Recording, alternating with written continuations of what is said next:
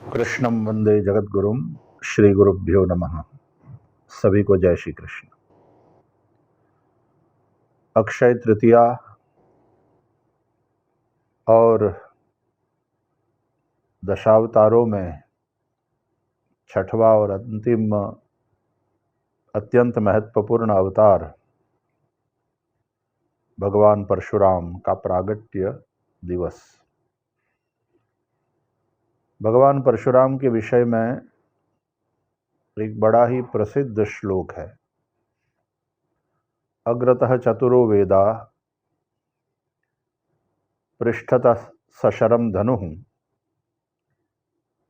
इदं ब्राह्मम इदं क्षात्रम शापादपि शरादपि।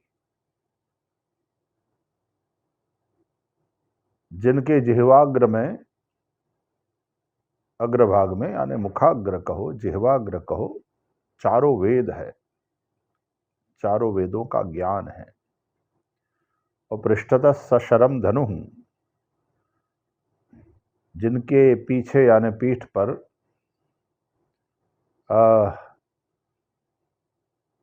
शर से युक्त धनुष्य है, यानी धनुष्य बाण जो धारण करते हैं। तो ब्रह्मत्व और क्षात्रत्व दोनों का समन्वय भगवान परशुराम में है। अक्षय तृतीया के सूर्य की भांति अत्यंत तेजस्वी और जिनके ताप को सहन करना सबके बस की बात नहीं, ऐसे प्रतापी, परम तपस्वी, महान योद्धा, परम ज्ञानी भगवान परशुराम है। वैसे तो भगवान के अनेक प्रकार से अवतार होते हैं, उनमें भगवान परशुराम आवेशावतार है। जब जब लोगों को अधर्म करते हुए वे देखते हैं, और विशेष रूप से जो शासन करने वाले हैं वे जब अधर्म करते हैं, तो भगवान परशुराम के वे विशेष रूप से कोपभाजन बनते हैं। 21 बार पृथ्वी को नक्षत्री उन्होंने किया। इसका तात्पर्य है कि अधर्मी शासकों को उन्होंने दंड दिया और सत्ता से बेदखल कर दिया। याद रहे, जो 7 चिरंजीवियों की हम बात करते हैं उनमें एक भगवान परशुराम है। अश्वत्थामा बलिः व्यासः हनुमांश्च विभीषण कृपः परशुरामश्च सप्तैते चिरजीविनः। 8वें के रूप में मार्कंडेय ऋषि का भी नाम लिया जाता है।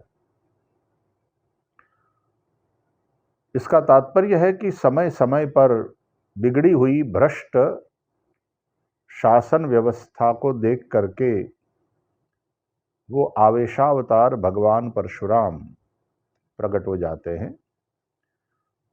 तो ज्ञान और शौर्य दोनों का समन्वय भगवान परशुराम में होता है, और ज्ञान और तप के चलते वे शाप के द्वारा भी दंड देते हैं, और जो क्षात्रत्व है उनमें तो बाण के द्वारा यानी शस्त्र के द्वारा भी वे दंड देते हैं।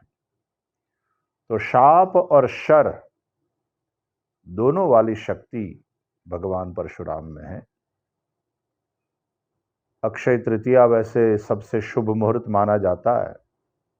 कुछ मुहूर्त जो वर्ष में हम शुभ मानते हैं कि उसमें पंचांग देखने की आवश्यकता नहीं, उनमें से एक अक्षय तृतीया है। पौराणिक कथाओं के अनुसार भगवान श्री कृष्ण ने धर्मराज युधिष्ठिर को अक्षय पात्र का भी दान किया।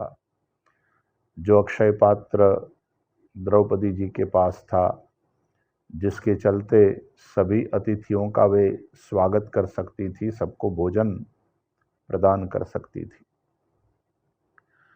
आज के दिन दिया हुआ दान वो भी अक्षय हो जाता है।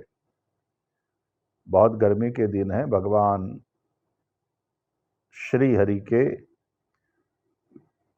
और सभी मंदिरों में जो भगवान के दिव्य अर्चा विग्रह है उनकी आज विशेष रूप से चंदन से पूजा होती है।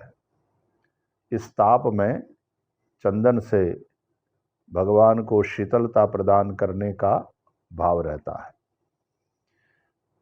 क्योंकि हम पोरबंदर में हैं, सांदीपनी में, सुदामा नगरी में, तो ये भी स्मरण दिला दूं कि हमारे यहाँ की मान्यता के अनुसार सुदामा अक्षय तृतीया के दिन भगवान द्वारकाधीश का दर्शन करने के लिए चल पड़े। इसलिए सुदामा नगरी पोरबंदर से अक्षय तृतीया के दिन बहुत बड़ी संख्या में लोग पैदल यात्रा के लिए निकलते हैं और 5वें दिन द्वारका पहुंचते हैं। यहाँ श्री हरि मंदिर से और सुदामा मंदिर से पूरा एक संघ चलेगा पदयात्रा करता हुआ। 5वें दिन वे पहुंचेंगे द्वारका। भोर सुबह चलना प्रारंभ करते हैं ताकि गर्मी से थोड़ा बच सके। बाकी थोड़ा संध्या समय में चलते हैं और जिस गांव में ठहरते हैं वहां धर्म सभा होती है। अब की बार भी वो पदयात्रा सुदामदेव के मंदिर से वो 4 मुट्ठी चिवड़ा लेकर के तंडुलोपायन के साथ भगवान द्वारकाधीश के दर्शन के लिए प्रस्थान करेगी।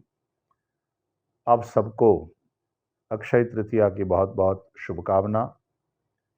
भगवान परशुराम जी की जयंती है। अनेक स्थानों में शोभा यात्रा भी निकलती है। भगवान परशुराम जी की जयंती की भी आप सबको बहुत बहुत बधाई। जय श्री कृष्ण।